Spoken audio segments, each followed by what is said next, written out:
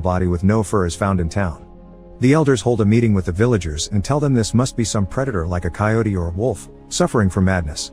It couldn't have been those we don't speak of because they're rather big, they would have known they were in the village. On their way home from the meeting, Edward chats with his daughter Kitty. She mentions she's in love and wants permission to get married. Edward looks displeased with the fact the boy isn't there with her to ask properly. Kitty explains she hasn't even asked the boy yet because she wants his blessing before saying anything and mentions the boy's identity, Lucius. Edward gives them his blessing. Kitty rushes to meet with Lucius and confesses his love to him. Lucius turns her down, so Kitty returns to her house and spends the evening crying on her blind sister Ivy's lap while she sings to her.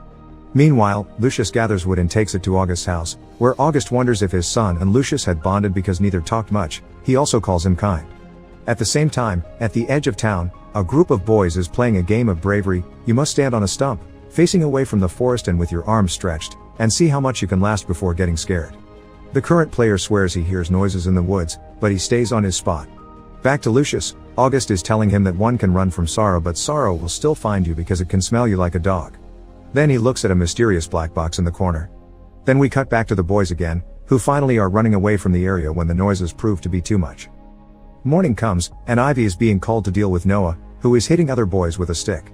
He stops as soon as she asks him to, then she takes him to stare at a special house where he'll be locked in if he doesn't listen. They strike a deal and he promises he won't be hitting anyone again. Now that's over, they decide to spend time together by racing up the hill to the resting rock. Noah asks her not to cheat, but she distracts him and cheats anyway. They make it to the rock and find Lucius already there. He shares a snack with them and Ivy tells him how much her sister cried when he turned her down. She also explains that she was able to tell Lucius is there because a handful of people give the faintest color. Her father has it too. When Noah suddenly leaves to go after a bird, Lucius tells Ivy she runs like a boy. She thanks him for that, then confesses she